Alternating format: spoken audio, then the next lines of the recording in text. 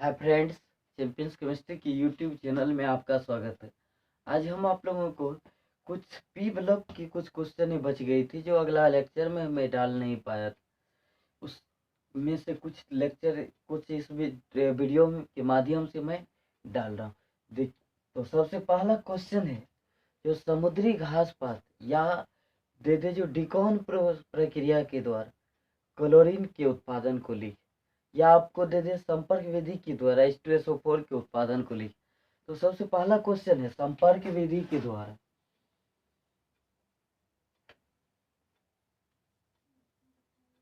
संपर्क विधि के द्वारा H2SO4 के उत्पादन को लिखें। संपर्क विधि के द्वारा H2SO4 के उत्पादन को लिखें। और दूसरा है लेड चेंबर के द्वारा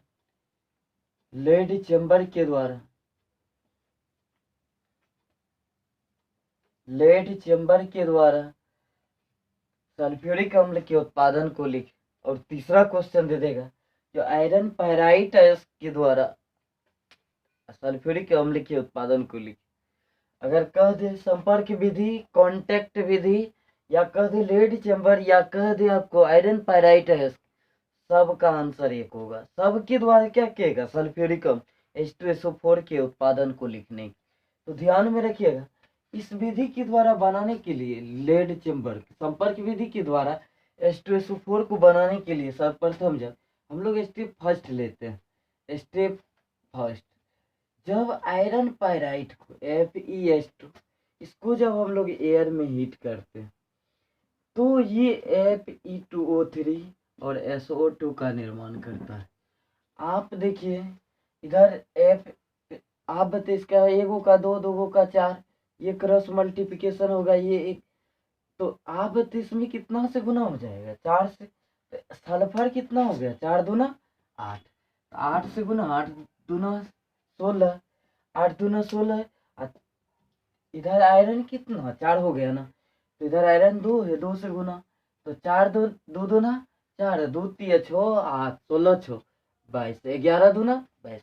कहता जब आयरन पायराइट को एयर में हीट किया जाता है तो SO2 का निर्माण होता है। सर्वप्रथम जब आयरन पायराइट को एयर में हीट किया जाता है तो SO2 का निर्माण होता हो गया। सर्वप्रथम जब आयरन पायराइट को एयर में हीट किया जाता है तो SO2 का निर्माण होता है। दूसरा स्टेप है प्राप्त SO2 को जब पुनः जब SO2 को एयर में हीट करते SO3 का निर्माण होता है। यहाँ पर देखिए ऑक्सीजन 2 दूना 4, इधर ऑक्सीजन तो बैलेंस कर, इसमें 2 से गुना कर दे, सल्फर 2 से गुना करते, ऑक्सीजन 2 तिया 6, 2 दूना 4 2। कहता पुनः जब SO2 को एयर में हीट किया जाता है तो SO3 का निर्माण होता है। पुनः जब SO2 को एयर में हीट किया जाता है तो SO3 का निर्माण होता है। पुनः जब SO2 को एयर में हीट किया जाता है तो SO3 का निर्माण। लेकिन जब SO3 की प्रतिक्रिया H2SO4 से की जाती है, ओलियम बनाने के लिए हम लोग H2SO4 से करवाते हैं। SO3 की प्रतिक्रिया जब H2SO4 से की जाती है तो ओलियम का निर्माण होता है, H2H2O7। किसका निर्माण होता है? ओलियम का निर्माण होता है। अब बताए हाइड्रोजन 2 है, सल्फर 1 1 2 है, ऑक्सीजन 4 3 7 है। SO3 की प्रतिक्रिया जब H2SO4 से की जाती है तो ओलियम का निर्माण होता है। जब SO3 की प्रतिक्रिया H2SO4 से की जाती है तो ओलियम का निर्माण होता है। चौथा स्टेप है,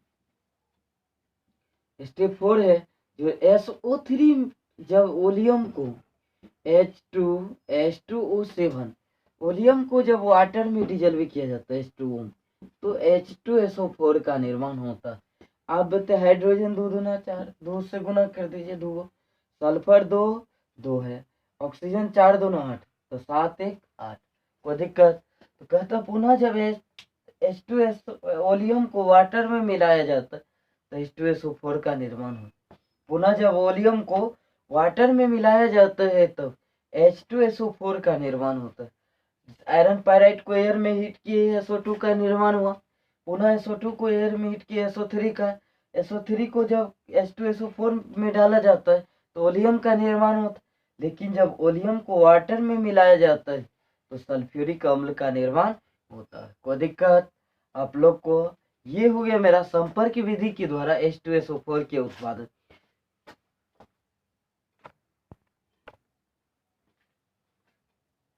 अगला क्वेश्चन है, जो आयोडीन का मुख्य स्रोत क्या है? आयोडीन का मुख्य स्रोत क्या है तथा समुद्री घास पात के द्वारा आयोडीन का उत्पादन। क्वेश्चन कर रहा है आयोडीन का मुख्य स्रोत क्या है तथा समुद्री घास पात के द्वारा आयोडीन के उत्पादन को लिखना। तो आयोडीन का मुख्य स्रोत क्या है? समुद्री घास पात। तो ये वो स्टार लगा करके हम लोग लिख लेंगे आयोडीन का मुख्य स्रोत, आयोडीन का मुख्य स्रोत, आयोडीन का मुख्य स्रोत समुद्री घास पात होता है। आयोडीन का मुख्य स्रोत समुद्री घास पात होता है। आयोडीन का मुख्य स्रोत समुद्री घास पात होता है। कहता आयोडीन को बनाने के लिए सर्वप्रथम जब समुद्री घास पात को, किसको? समुद्री घास पात को जब हवा में सुखाकर, हवा में सुखा करके जब इसको सावधानी पूर्वक जलाया जाता है तो अशुद्धि के रूप में हवा में इसको जब हम सुखा लेते, हवा में सुखाकर जब इसको सावधानी पूर्वक जलाया जाता है तो अशुद्धि के रूप में कार्बोनेट सल्फेट, कार्बोनेट सल्फेट और सल्फाइड प्राप्त होता है। क्या प्राप्त होता है? कार्बोनेट सल्फेट और सल्फाइड प्राप्त होता है तथा लिक्विड के रूप में, लिक्विड के रूप में NaI प्राप्त होता है। इस लिक्विड को हम लोग मदर लिक्वर के नाम से जाना रखते हैं। मदर लिक्वर, जिसको हम लोग कहते हैं मातृद्रव, लिक्वर यानी मातृद्रव। इस मातृद्रव में जब हम लोग NaI में MnO2 और H2SO4 को डाला जाता है तो आयोडीन का निर्माण होता है। देखिए NaSO4 से रिएक्शन करके Na2SO4 बना लेता है, MnSO4 से रिएक्शन करके MnSO4 बना लेता है। अब बताइए SO4 एक एक दो से गुना कर दीजिए, Na दो से गुना कर दीजिए। ऑक्सीजन देखते, हाइड्रोजन देखिए यहाँ पर दो ऑक्सीजन से रिएक्शन करके H2O बना लेगा। हाइड्रोजन ऑक्सीजन से रिएक्शन करके क्या बना? H2O बन के हट जाएगा। अब देखिए हाइड्रोजन दो दूना 4, 2 से गुना कर दे, 4 गो हाइड्रोजन, ऑक्सीजन दो है। यहाँ पर क्या बचा? Na तो रिएक्शन कर लिया, क्या बचा? I2 का निर्माण। कहते इस प्रक्रिया आयोडीन के उत्पादन के लिए सर्वप्रथम जब समुद्री घास पात को हवा में सुखाकर सावधानी पूर्वक जलाया जाता, जब समुद्री घास पात को हवा में सुखाकर सावधानी पूर्वक जलाया जाता है तो अशुद्धि के रूप में कार्बोनेट सल्फेट और सल्फाइड प्राप्त होता है तथा लिक्विड के रूप में, द्रव के रूप में NaI प्राप्त होता है, जिसे मातृद्रव के नाम से जाना जाता है। इस आयोडीन के उत्पादन के लिए सर्वप्रथम जब समुद्री घास पात को हवा में सुखाकर सावधानी पूर्वक जलाया जाता है तो अशुद्धि के रूप में कार्बोनेट सल्फेट और सल्फाइड प्राप्त होता है तथा लिक्विड के रूप में NaI प्राप्त होता है, जिसे मातृद्रव के नाम से जाना जाता है। जिस द्रव को हम लोग क्या मदर लिक्विड यानी मातृद्रव के नाम से जानते हैं। कहते पुनः यह मातृद्रव में MnO2 और H2SO4 को डाला तो आयोडीन का निर्माण होता है। पुनः जब मातृद्रव में MnO2 को डाला जाता है तो I2 का निर्माण होता है। MnO2 और H2SO4 को डाला जाता है तो I2 का निर्माण होता है। पुनः जब मातृद्रव में MnO2 और H2SO4 को डाला जाता है तो I2 का निर्माण होता है। हो गया।